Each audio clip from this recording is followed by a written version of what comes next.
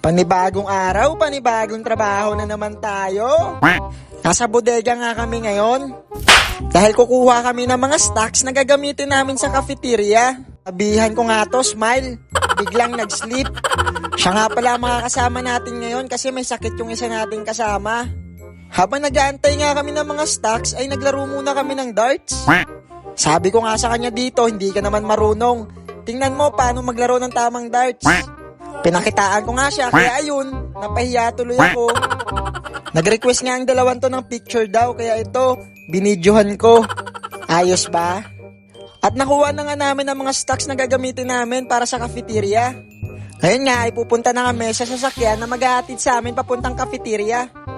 At malalaman mo rin pala pag Pinoy ang tao dito kapag katulad ng isang to. Dito nga pala sa trabaho ko ay 9 hours ang duty ko. Simula 1:00 ng hapon hanggang 10:00 ng gabi. Pagkatapos ay antay na lang kami sunduin ng aming driver. Pero minsan inaabot kami ng 11:00 pag sobrang dami niyang delivery.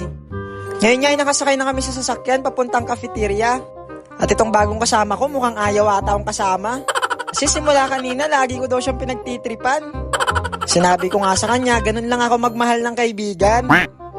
Kwento ko lang din pala sa inyo. Pangarap na pangarap ko talaga dating magtrabaho dito. Dati nga akala ko pangarap na lang to. Na yung tipong hindi talaga ako makakarating dito. Pero dahil may tiwala ako sa Diyos at sa sarili ko, nakapagtrabaho ako dito. Dati pangarap ko lang din na makapunta dito, pero ngayon ay andito na ako. Kaya ikaw kung may pinapangarap ka, huwag kang susuko dahil darating rin yun para sa'yo. Magtiyaga ka lang at magdasal ka palagi. Dahil lahat ng bagay hindi minamadali. Kaya kung saan ka man ngayon, o ano man ang trabaho mo, enjoyin mo lang palagi. Dahil sa tamang oras at panahon, darating rin ang pangarap mo.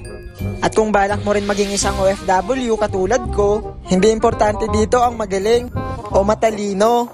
Ang importante dito ay magaling ka makisama sa iba't ibang klase ng tao. At dapat rin matatag ang loob mo at hindi ka basta-basta sumusuko. Nung unang buwan ko nga dito, pero naisip ko nga, dati nga pinapangarap ko lang to, pero ngayon andito na ako.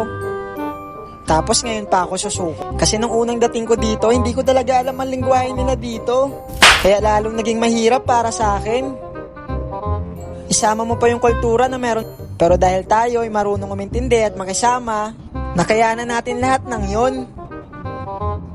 Habang papunta nga kami, napansin ko yung kasama ko tulog. Mukhang pagod, kaya ito ginising ko. Tapos sinabihan ko, pwede ka na ulit matulog. Napapaisip nga siya, ba't ba siya sinama sa katulad ko? Mukhang nagsisisi na siya magtrabaho kasama ko. At nakarating na nga kami dito sa food truck o cafeteria na papasukan ko. Pagkadating nga natin dito, ay agad tayong nagugas ng basahan. Para itong mga upuan at lamesa ay agad na nating mapunasan. Kung mapapansin nyo, wala ako ngayon sa kusina. Dito ako ngayon sa labas naka-assign. Dahil nga nasabi ko sa inyo na absent yung isang kasama ko. Kaya ako muna ang papalit sa kanyang trabaho. Siya kasi ang gumagawa ng lahat ng to kaya habang wala siya, tayo ang muna ang gagawa nito. Nilabas na nga natin at inayos ang mga lamesa dito. Para sakaling may dumating na customer, makakaupo na sila dito. 2 lang pala muna ang nilabas ko kasi medyo mainit pa naman. At wala pa naman masyadong customer na dadating dito. Cashier nga pala ang trabaho natin ngayon. Hindi muna tayo tagaluto sa araw na to.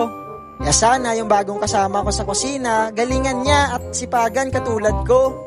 Pero kahit cashier tayo, kailangan muna natin maglinis at ayusin ang mga gagamitin natin bago magbukas. Kaya ako muna ito, nagpupunas-punas.